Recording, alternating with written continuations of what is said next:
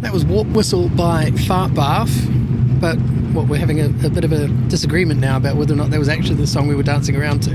Yeah, I'm not convinced that it was. I remember you discovering Fart Bath and getting really excited about it, and I think it was the following year. I don't think it was that first year in Edinburgh.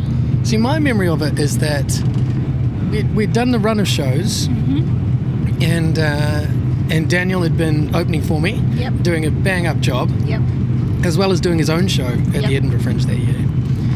And we'd been playing to some pretty full rooms because we were in a pretty small venue, but people were really enjoying it. And the front of the venue had a full glass wall. Yes. So we had finished the run. He and I were dancing around. We were extremely happy that it was over. But people saw us through the glass, dancing around at the venue, thought it was another show, and they piled in. Yes. And we had like 35, 40 people come in. And so we had to do the show all over again. Yes. Yes. That's my memory of it. Yes. And you had stickers, and you were getting people to give you feedback on the stickers, and then you were covered in stickers. Yeah, I didn't think anyone would actually, no actual proper reviewers would come to my show. I was still coming to grips with the system over here in the UK and previews and media and the whole thing. And so I was like, no one's actually going to come to my show. So yeah, I had all these stickers and felt tip pens, and I got people to write their review of my show on the stickers and then stick the stickers on my person. Yes. But people got into it. Yes. Yes. So there are photos of me absolutely covered in stickers, but some great reviews. Yeah. No, it was a good gimmick. And you were selling badges that you'd had printed with you in your gimp suit. Well, selling that's generous. I was giving a lot of them away. Yeah. And I had some pics done as well, some plectrums. Yes. Which is just me being a dick. I still have mountains of those, by the way. I still give them away. I was in Austria last week. I was still giving them away. But I love the idea of being a ho-hum comedian, but, being too big for one's own boots, like that being part of the joke. So, who is this crappy comedian and why do they have so much merchandise? And because I was doing musical comedy, I loved the idea of being really rock star about it and having my own plectrums that I could flick into the crowd. Who does that? The following year, there was that girl that was on a hen party and you sent her a jumper, didn't you? A sweater that you had printed with your face on. Yeah, that's probably got pride of place somewhere in her loft. Or it's in a charity shop in Birmingham.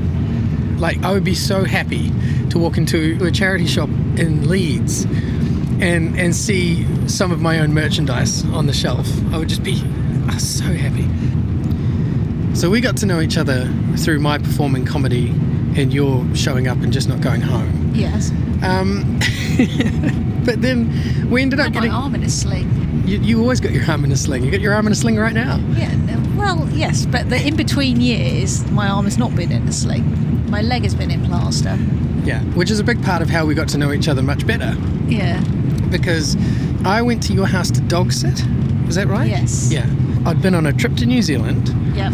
I was moving between flats. Yep. But while you were in Greece... Yeah, while I was in Greece, I slipped getting out of a taxi and I was sober, because that's always the first thing when people ask. It was raining and they have marble footpaths, which the combination of which is not very good. So I slipped and my knee went into the edge of the curb and I shattered my kneecap. And how many pieces? About 7. So you ended up stuck in Greece. I did. And at vast personal expense, I got medevaced home. Well, that's not really the whole story, is it? No, it took ages. It took absolutely ages. It was weeks. Yeah. And I was at your house that entire time, looking after your dogs, while you were in what sounded like a MASH hospital. Yeah, MASH would have been an upgrade from the public hospitals in Greece. I think they had curtains in MASH. They didn't in Greece.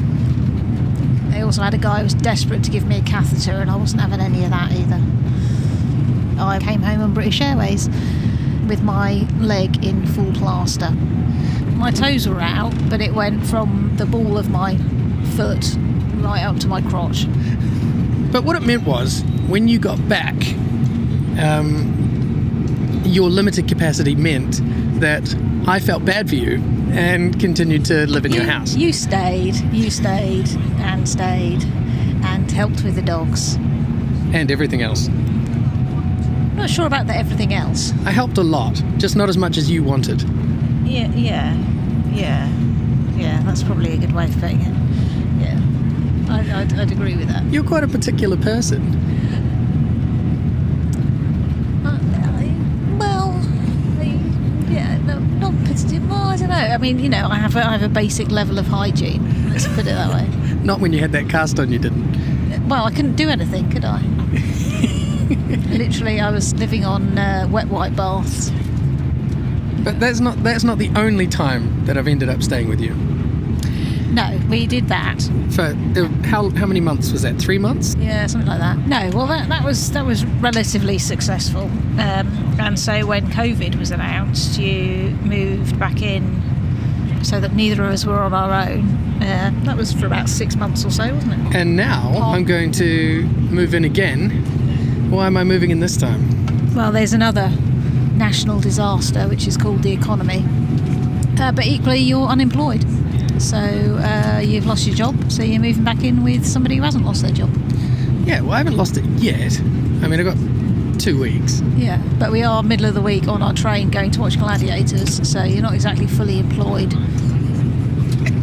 Anyway, we've had 2 songs. We need a third one. I kind of want to play a song or suggest a song that doesn't have any connection with you. I did have a life before you. I'm trying to think of the earliest song I remember. My parents were really into ABBA, so I do think I should have one of the lesser known ABBA tracks, if there is such a thing. The one that I really liked when I was little was a song called Angel Eyes.